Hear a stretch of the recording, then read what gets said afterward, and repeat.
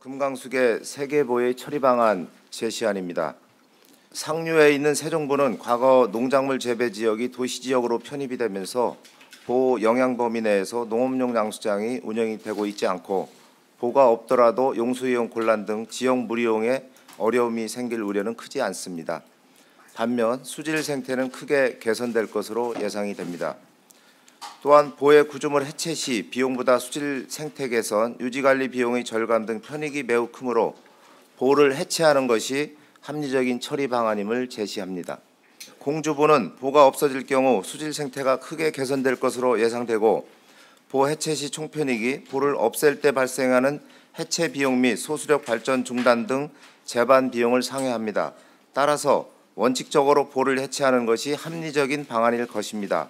다만 보 상부, 공도교의 차량 통행량을 감안하여 공도교 유지 등 지역 주민의 교통권을 보장하면서도 물 흐름을 개선할 수 있도록 보호 기능 관련 구조물을 부분적으로 해체하는 방안을 제시합니다. 백제보는 보호 개방 기간이 짧아 수질과 생태의 평가에 필요한 실측 자료가 충분하지 않았고 보가 설치되기 전 자료를 이용한 평가 결과로도 보 해체의 경제성이 확인되지 않았습니다.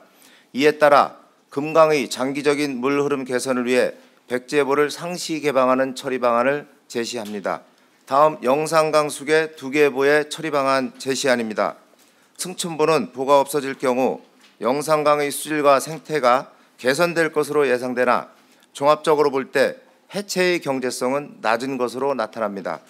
이에 따라 개방에 따른 수질과 생태의 개선 효과를 지속하기 위하여 먼저 주변 지역 물이용에 지장이 없도록 보를 운영하면서 양수장, 지하수 등 물이용 대책을 추진한 이후 상시 개방하는 방안을 제시합니다.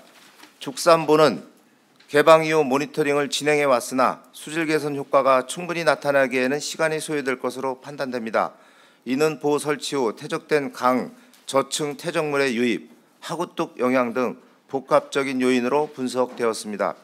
한편 보 설치 전 죽산보 구간의 환경 여건을 종합적으로 고려할 때 보 해체 시 수질과 생태 개선, 유지 관리 비용의 절감 등으로 인하여 편익이 보 해체 시의 재반 비용을 상회하는 것으로 평가되어 해체하는 것이 합리적인 처리 방안임을 제시합니다.